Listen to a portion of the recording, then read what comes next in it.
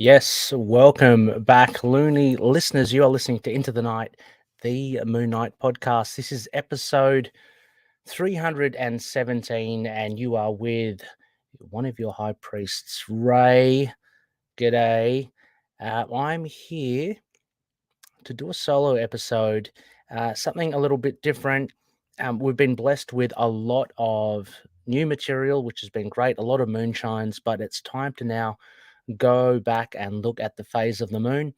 And it is a first quarter moon. So if you look up in the night sky, you'll see it's just kind of starting to round out. And for first quarter moons, we do a Khonshu'S relic.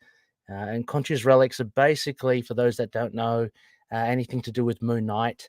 That's, I guess, relic-y or merch related. So we'll be looking at the Disney Plus Marvel Legends figure, the Moon Knight figure from the TV show. So can't wait to get into it. Haven't done one of these since I believe it was episode 182 when friend of the show and host Noel Tate from Trapped in a World, he and I reviewed the Walmart Moon Knight figure. So, yeah, it's been a long time between drinks.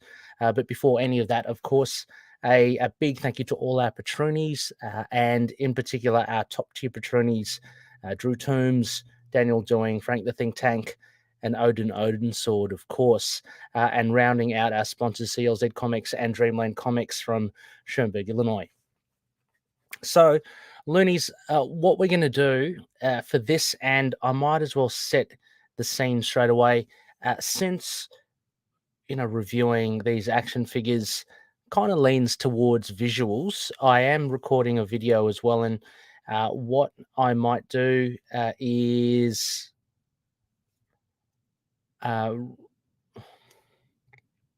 actually what I might do is release the video.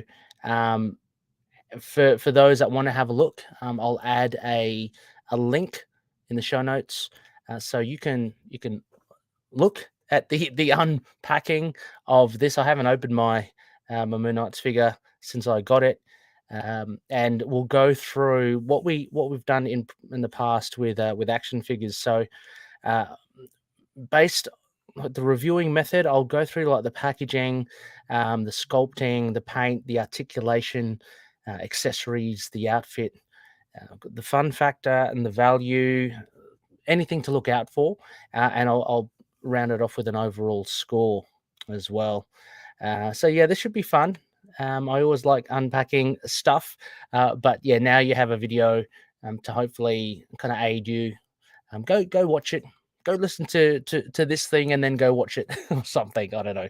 If you're watching the video now, hello, welcome. So let's get into it. As I mentioned, it's a Hasbro Marvel Legends Disney Plus Moon Knight figure. Here it is. It's pretty cool. For those that do have it, you probably are well aware of it, based off the TV show. Pre-orders for this were available back in April 12th, 2022, last year. As far as I know, you could still order it on Amazon.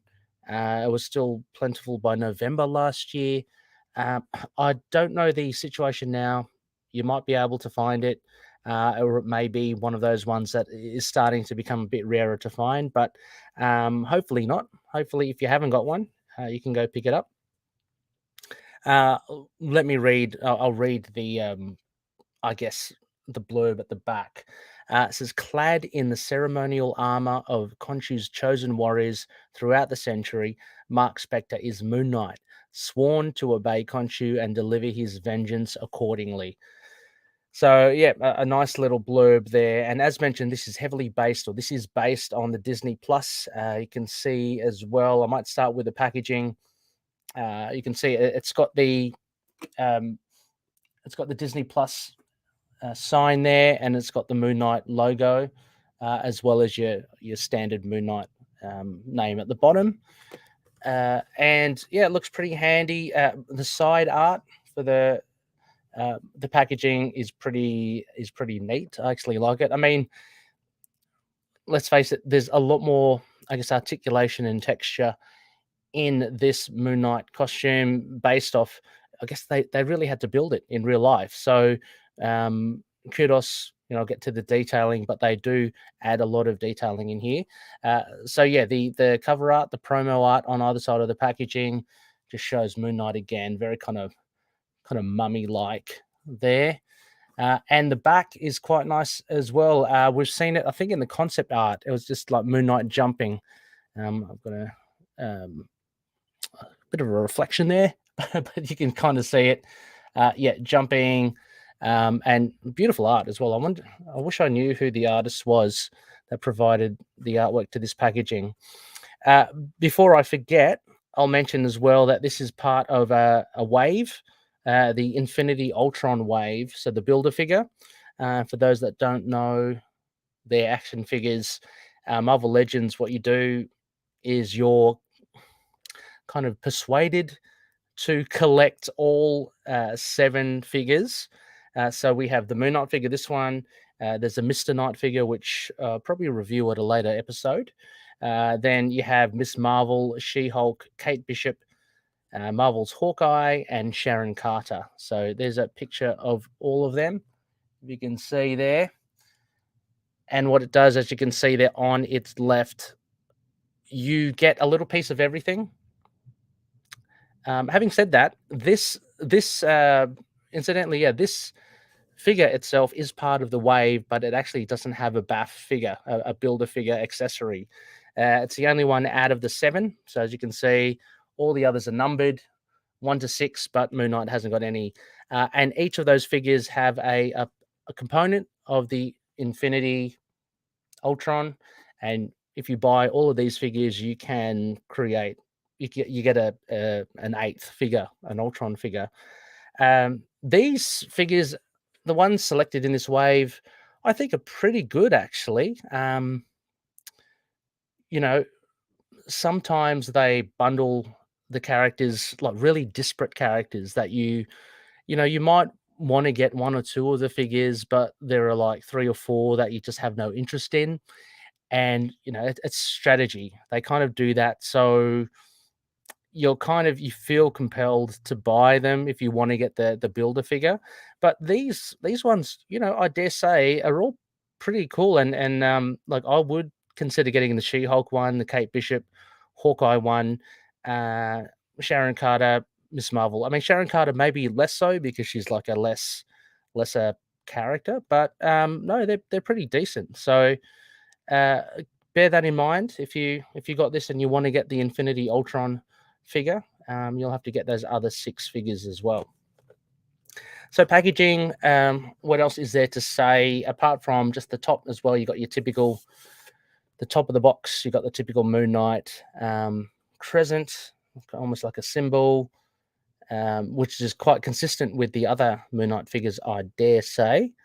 And yeah, and just your display at the front there with Mooney on there and his accessories. So might as well open this. I haven't opened this yet. I just kind of cut the tape before press record. So that's this is the first time I've kind of opened this. Let's take this out. The box as well, just got a very faint moon at the back. Again, I think very consistent with the other Moon Knight Legends figures. Okay, so let's take this bastard out. Similar kind of packaging to the other Moon Knight Legends figure. You got the cape. You have to kind of slide the cape through this slit at the back in order to get him out. Now, what I like to do is just to punch out the noise. Punch out the limbs first, so they're kind of out. Apologies for the noise. I'm going to get Mooney. Oh, there we go. His head wasn't on properly. That helps. One moment. It just fell to the floor there. So that's okay. That's good, actually. That is very good. So what I'm going to do is I'm going to add this back on. The cape is, it's lovely. I must say, sculpting. The cape has it's got the same folds as the Moon Knight Legends. When I say same, I mean the same kind of effect. It is different, actually. It's actually swaying more towards one side, whereas the Moon Knight, the Declan Shalvey armor, I think the billowing cape was more kind of uniform across. So that's an interesting difference over there. And what I'm going to do is, as I said, the head was not connected properly. That's fine. They're all meant to detach. You got a little nub at the back of the cape. You put that through and you put the cape over the neck, and then you can kind of lock the cape in with the nub. Let me see if I can, yeah, push it, which is actually, it's good. It's actually quite a firm fit. So it kind of keeps it quite steady. And then the head should lock everything into place. Let me just snap that in. I think that's snapped in. No, the head is actually, I've noticed, unless I haven't snapped it in properly, the head is a bit loose. But anyway, we'll get to that. Okay, it's okay. Good. All right, so we have the figure here, Moon Knight.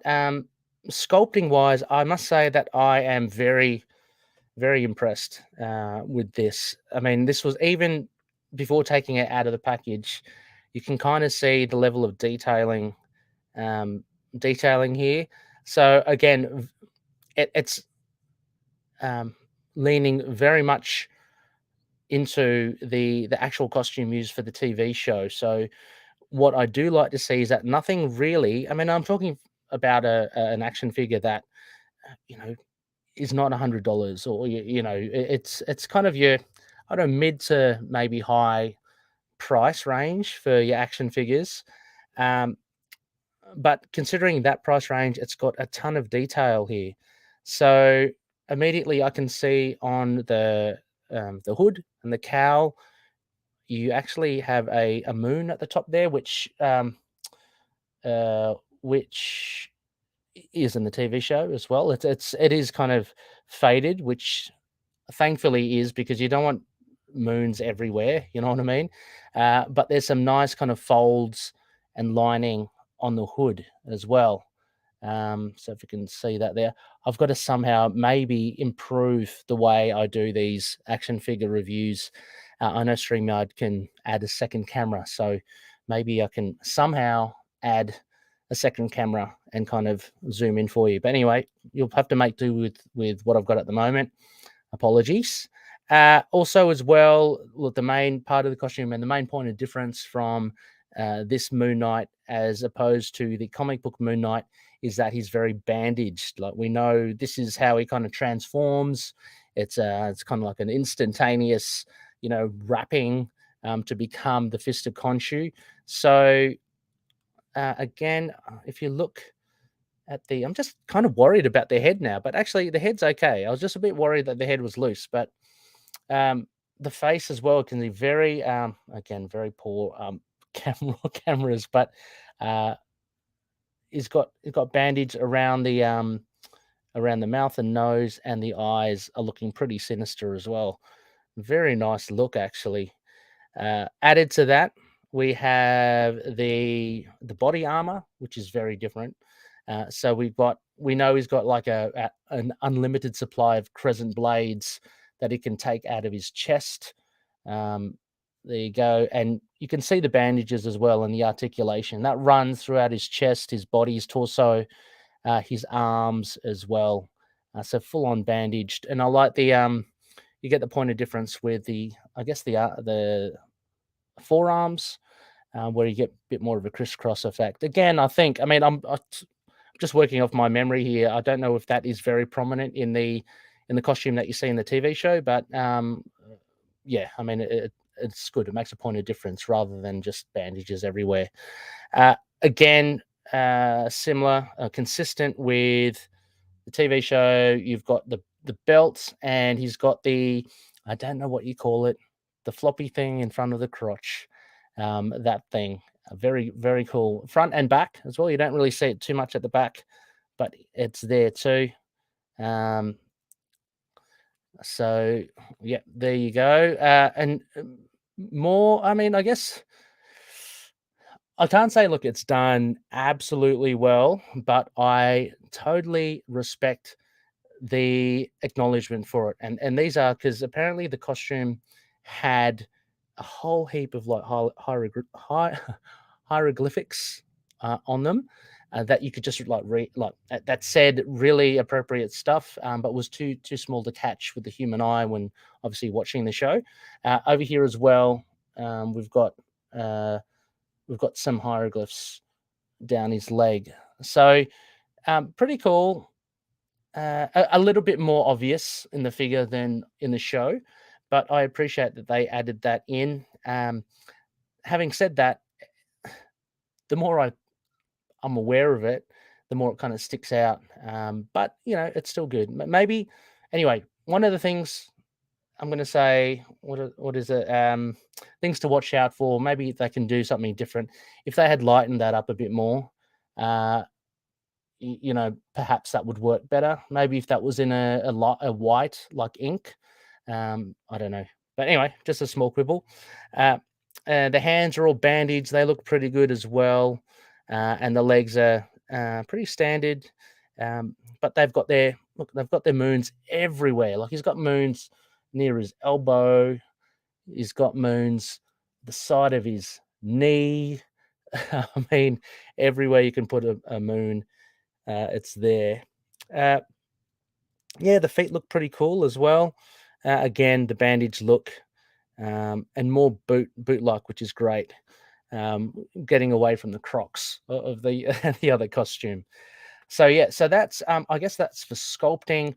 Paint wise, look similar to other Moon Knights. There isn't that much by way of color. I do appreciate, and this was a point of contention for uh, some Moon Knight fans who watched the show saying that his costume wasn't wide enough. This is certainly working off a grey, but a uniform kind of grey all around, kind of like a worn and weathered kind of white. It's definitely not white. It's more in the grey area. But having said that, since there's a lack of color anywhere else, you basically got deeper greys over here.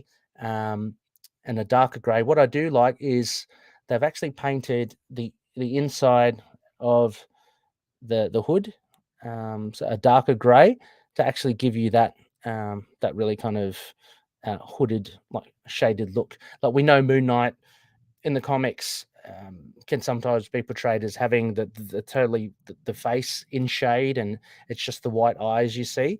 But this TV show version obviously accentuates the bandaged face, but by having that dark grey there, it just adds a little bit more depth to it as well.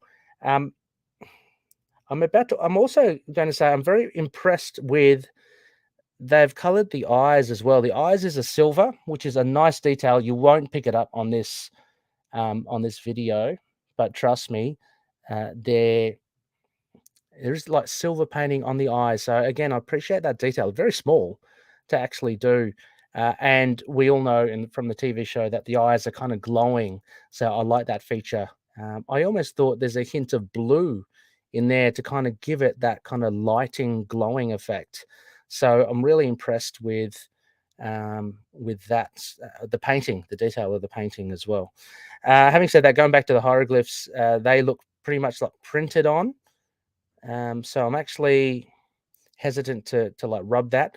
Oh, and I've got to mention as well, just back to the sculpting, what I did really appreciate. So around the belt, and as I said, that floppy fabric in the front and back of Moon Knight's crotch, it's actually, and again, I don't think you can pick it up here, but I'll try to show it to you.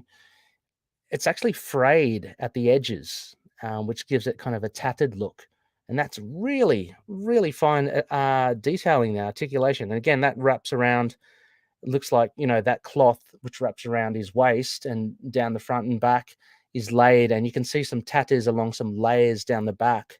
And certainly, yeah, down the back of, if I just pull up his rear, the rear, you can see there, he's got some frays, and there's like two layers of fabric in this plastic mold, which looks really good. So yeah, No, very, very impressive. Back to the painting. So the main point of articulation or painting highlighting is obviously the gold as well, and everyone knows, well, from reading the Jed McKay run, Hunter's Moon, how well the black, white, and the gold comes in. It, I dare say, as well, during the TV show, it didn't really stand out too much for me, I guess because it wasn't that bright kind of gold. But it's nice to see here. We've got some articulation. Again, as I mentioned, through the moons are painted gold. The crescent blade in the chest and the belt area.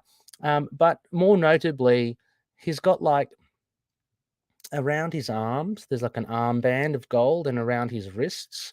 But also, if you look at the bandaging on his chest plate, there's gold underneath that. So to um to kind of allude to that chest plate is like gold armor, but it's just wrapped in bandages, which is quite cool. I'm also noticing here, actually, on the in the chest area where the infinite crescent blades are. And again, there's no way you can pick it up on this, but there's some hieroglyphs there as well, which again is quite minute. So well done for adding that in. Yeah, really good, really good. So yeah, the paint's looking pretty good. I'm happy with the paint. Articulation. Okay, so if we go through all the motions, let's see what happens here. Hopefully, I don't break anything because I wouldn't want to do that on my figure. Start with the neck. So as I mentioned, yeah, it's a bit. I don't know if it's just this one, but it is a little bit like it comes off easily, the head. So I'm going to try and push that in. It comes off quite easily. I don't know if that's with anyone else, but you got the neck. You can look up. You can look down. Definitely. I mean, as long as their head doesn't turns quite well, as long as their head doesn't fall off. But I guess you're not jumping around and shaking it, right? I mean, most people probably display it. The head's okay. The only thing, yeah, the neck it's good mobility with the neck, but as I said, it's prone to come off. It's so easy. Like the other Marvel figures, you really have to click them in. This one is, and I'm pretty sure that's a click, but it's quite a soft click. So yeah, the head. Just watch out for that. Uh, Ball jointed shoulders. Let's see. So yep, yeah, with a bit of persuasion, ball pointing, you can lift the arms up that way, down as well, and you can obviously roll them back and forth, up and down, front and back. So yep, so ball jointed. That's pretty cool. It's quite nice. Nothing worse than having like loose joints. So I'm glad that there's a bit of resistance here. Biceps. Oh yeah, the biceps. You can actually twist. You can twist the biceps this way, that way. So yeah, so that's working there, all fine. Elbow double jointed. Oh god, I'm not going to try to do it the other way. So just the normal way that anyone bends their elbow. I'm going to do that. Hang on, and no, I'm not going to try it because I don't want to break it. So yeah, so the biceps are moving. You've got your elbows happening, the wrists as well. Of course, you've got the detachable hands, so the wrists are quite detachable. The wrist hinge, I think that what is that? I think you twist it. Don't know, hinge. I think you can move a little bit, as you can see. You can move the wrist up, like and down, like that. Similar with that as well. So it goes up and down, left and right, does the whole thing. Torso is pretty cool. I like it because it's actually hidden behind the chest armor, so the torso can move quite well, and it actually hides. Compared to some other figures where you get you get like the line across. I mean, I'm just thinking off the top of my head, Namor the Submariner. He's hardly wearing anything, so you see the line across his body. This one's concealed within the costume, and it makes sense that it moves that way. So yeah, fantastic use of that. Waist, okay, the waist is going to be. Let's see, does that work? The torso. Oh, the torso goes down and up. Where's the waist? Well, I mean, if the waist is, I mean, that's kind of the similar movement, isn't it? I mean, the waist, you can twist the legs around. I think the torso does the same. I mean, the same with any other Marvel Legends. The torso can go up and down as well, so you can like thrust out his chest as well. Oh, his head's fallen off again, as well as bend forward. The hips. Not sure what the hips are. That maybe it's that. Maybe it's a leg movement, because I've also got thigh. And the thighs can, I mean, I guess that's the pelvis. Obviously you can spread the legs if you want to get Mooney into that loving position.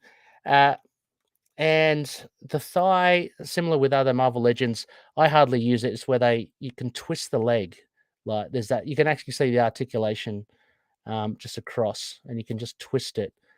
Why you'd have Moon Knight, I don't know, like that, walking like a penguin, I don't know, but you can twist those thighs if you want. Knees double jointed. They're looking pretty good, actually. Well, that's something a bit strange. I guess that's just part of the design. When he does bend his knee, the kneecap really does go down. So you've got over here, you've got his. Oh God, where is the camera? Come on, you've got the kneecap there. You can see the knee, and then if you were to bend it, you expose almost like the knees down there, and you expose the joint from the action figure. But that's a small thing. And then ankles, of course, yeah, you can roll the ankles. They're quite they're good, and they've got quite a bit of resistance as well. I think I've got unfortunately I've got an Iron Fist figure as well, and his ankles are really loose, which is a bit annoying when you kind of want him to stay standing up straight. There you go. That's it for articulation. I think that's pretty good. Like I said, the main thing, I don't want to harp on too much about it, but oh look, and the cape. Let me just put the cape back in the hole. The main thing would be about the head coming off, that I just watch out for. Yep. So there you go. Stick that in there. It looks pretty good. As you can see, the cape, as I mentioned, it's definitely designed to just like go to one side. It's got that billowing effect, whereas the other one is more uniform in the Declan Shalvey version, which was re-released, I think, as well, because obviously wanting to cash in on the TV show and the exposure of Moon Knight. Now, getting to accessories. Where have I got it? Oh, here we go. So straight off the bat, accessories, you get two large crescent blades. I'm not too sure. Actually, you can connect them together on either side. I think because I can see there's like a, what do you call it? A male and female kind of connector at the back. So I think you're meant to put them back to back, and then you've got a nice double-sided blade for Moon Knight to hold, and he comes with swappable hands. This one just like in the shape of a fist if you want to pose him to punch people, which you probably want him to do. With accessories, I was a little bit disappointed, I must say. I was hoping for, similar to the Ant-Man and the Wasp and Marvel Legends, I was hoping to get like a head of Oscar Isaac, where you can, because we see him in the TV show many times where he's in costume, but he's taken the mask off, or the mask comes off. So I would have loved to have gotten another accessory for an alternate head. The other Marvel Legends figure of Moon Knight had a staff. since he didn't really have that in the TV show, I'm not too fussed about it. I'm happy with the crescent blade, and it makes sense that he doesn't have the crescent darts because he didn't have that in the TV show as well. Um, yeah, it was mainly the head. I was a bit, um, yeah, I was a bit disappointed in that. That may have shaved a little bit of the marking, my overall marking for it. The other criteria is like outfit. I think I've described that anyway.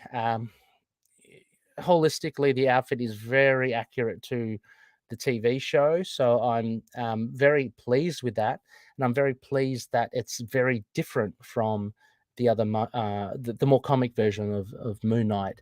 I mean, that's what you kind of want anyway. You don't want anything. I mean, so far the Marvel Legends figures of Moon Knight have been like the Declan Shalvey inspired armor. You had the all white costume from the Walmart exclusive, and you've got this one, which is very accurate to the TV show. So, I'm pretty happy as a Moon Knight fan and a figure collector because they're all very different, and that's what I kind of want. I want to have, I want to be able to showcase the different versions of Moon Knight. So yeah, very happy with the outfit, and as I mentioned, the detailing kind of it says it itself. Fun factor. Yeah, it is fun. It's great. I haven't, this is the first time I've opened it, so I haven't played around with the accessories. Um, yeah, he's pretty cool. To be honest, I don't really, um, I don't really collect the TV versions of the Marvel Legends figures. I do have the Ant Man one, but that was out of how shall I say, like necessity because I couldn't. I missed out on the original Ant Man. So I typically get the comic book versions. But having said that, I was always going to get the Moon Knight version of the figures. Even if I didn't like the show, I ended up liking the show. Um, but even if I wasn't a fan of the show, I still would have picked it up as well because, as I said, a big point of difference. And it's just, yeah, it's fun to have this version here. To know that Oscar Isaac's got it's got like a prototype version as well, and very happy that this came alongside a Mr. Knight version. So I'll love to get into that as well in another episode. I mean, this episode won't be as long probably as others because it's just myself, and really wanted to focus on just the one figure to give it its to give it its due. So value as well. I pre-ordered this back when it was available to pre-order. Um, what is it? Is it $20 or something? I think it's $25 American. Over here, it's a bit more. I think so. That's about $40 Australian. They are starting to become more expensive. I would say value. Um, it kind of depends. If you are like a collector, and like to, just collect it and not necessarily even take it out of the box. If you just want to collect it to know that you have it as part of your collection, I think it's worthwhile. I mean, if you're that sort of collector as well, you'd be spending, um, $40 on an epic collection. You'd be spending $100 on an Omni. So this is not, not too different, especially if you do like your figures. I understand if you're more of a comic book reader, you haven't got much use for a figure. Of course, it's not going to be much value as well. And lastly, I guess value wise, talking about if we're this is marketed also for kids. It's a little bit, I think it's a little bit expensive for a kid's toy. I've seen many toys, when I go shopping for Finn, you can get a lot of cheaper, like Marvel toys, which have the same effect. Finn loves playing with, I've got like a cheaper version of the Hulk and Spider-Man, and who else do I have? Um, Captain America had as well. Uh, they're fine, and you probably spend about half as much. Um, I guess coming from someone who's got like a 4.5-year-old, I don't know that I would be spending like 25 American or $40 Australian for a toy that, they play with for like 5 minutes and then they chuck in the pile of their other toys. So yeah, I think definitely worth for a collector. But if you're looking to buy a toy, for your kid, this is probably, unless of course you can splash out the dough, why not?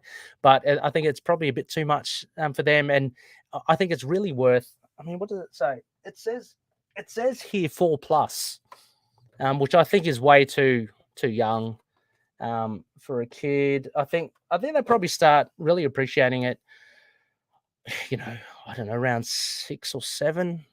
So give it a few more years. But like I said, if you're an adult collector and you love it, then this is, I think, highly, highly worth it.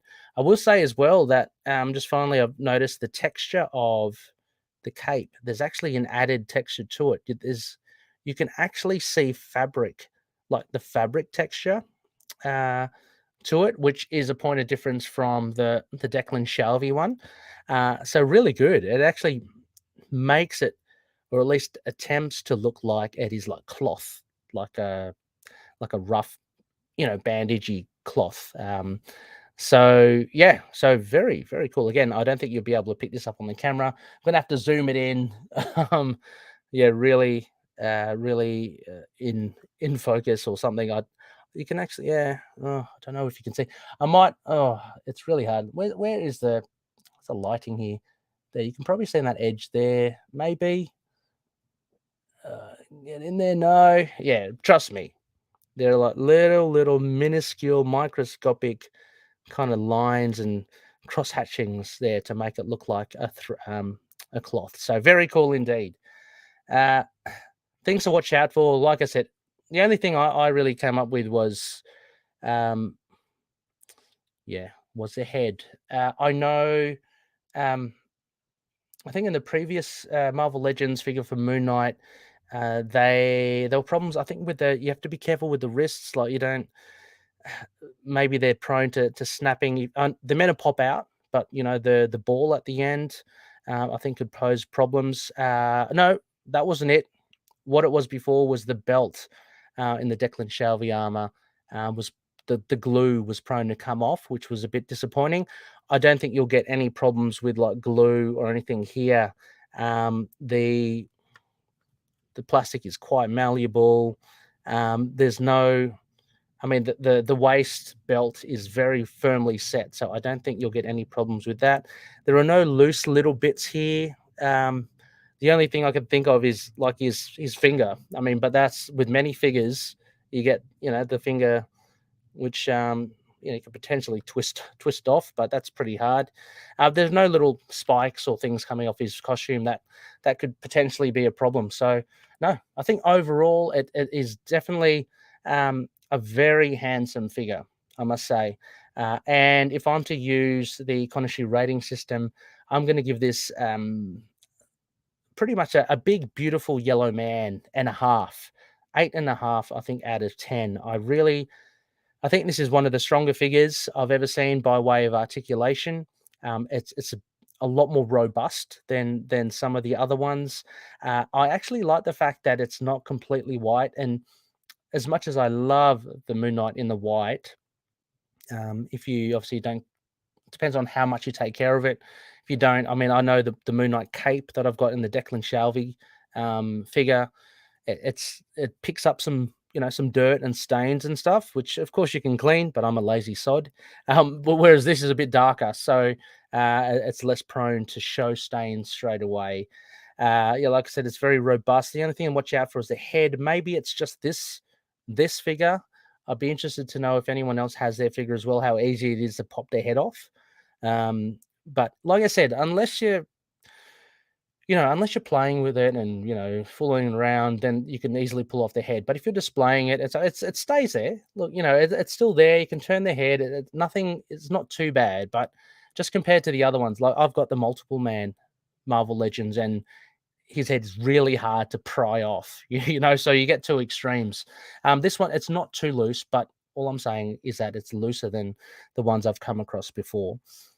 So yeah, I recommend it, and I'll be keen to know what you guys think as well. I did post something up on Facebook and Instagram. I'm just going to have a little quick check. I don't know if anyone's done anything. If no one has, that's fine. It was all pretty late to actually send it. So it was on the Facebook page.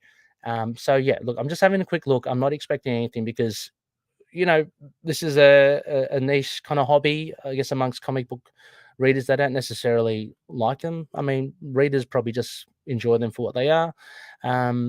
Yeah. So, yeah, I would love to hear if anyone does have it. I know, Orion, I know that you've got one. I'd love to hear your thoughts on the head and any shortcomings you might have with it.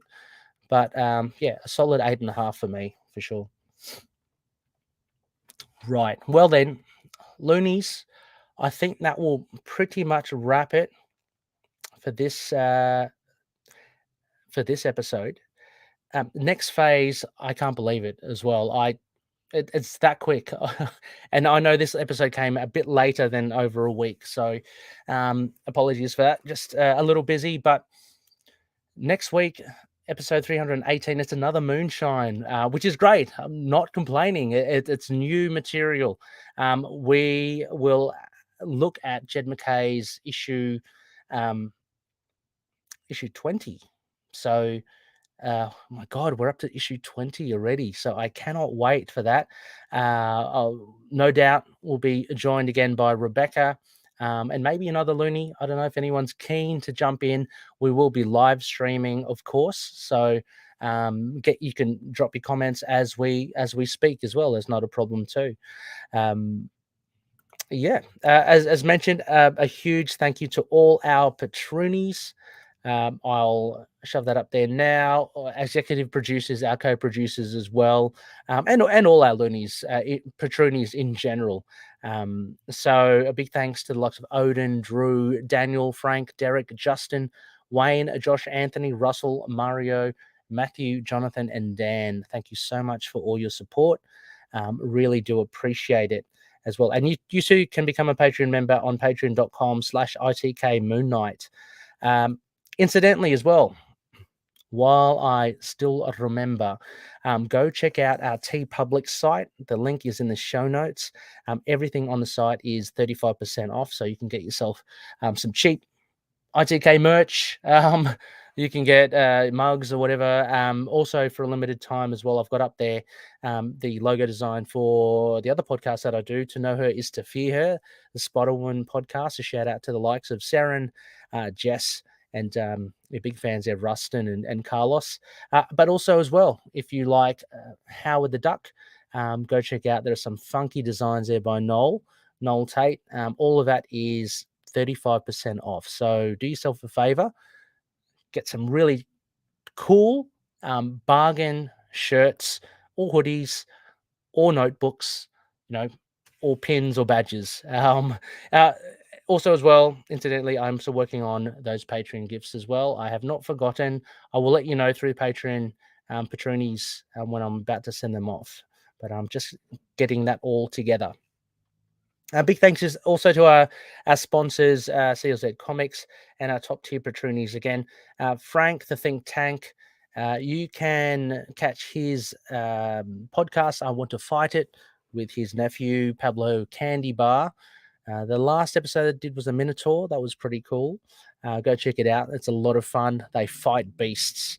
There's also Fringe Night by Daniel Doing, an original indie comic based on Erie, Pennsylvania's very own mysterious superhero.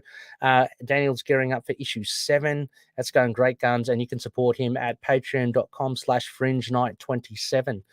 Drew Toombs has been busy working away, the musical dude and awesome fella that he is. Drew Toombs is his moniker. Go check out his music on soundcloud.com/Toombs with a Z, or his soundscapes, and that's on Lurk Music with a CK.bandcamp.com.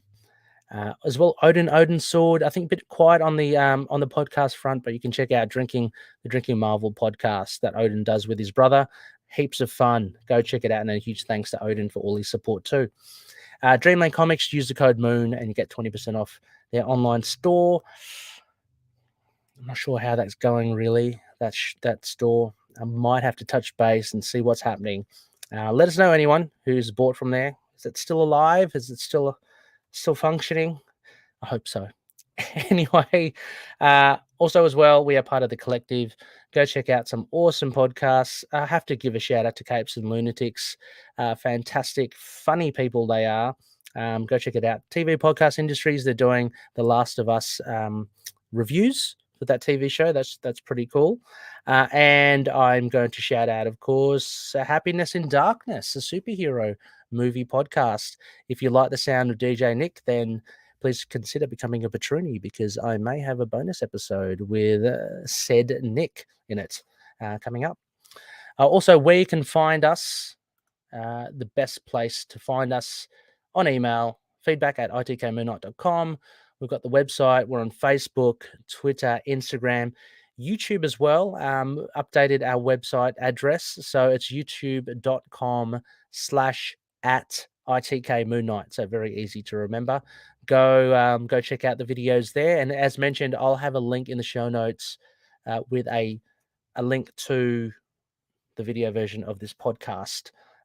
So yeah. Hopefully you can enjoy both versions, or just happy with either or. I'm not too picky. That's me. Anyway, Looney listeners, that will cover this episode. Thank you so much for listening. And as always, may Khonshu watch over the denizens of the night. Catch you later.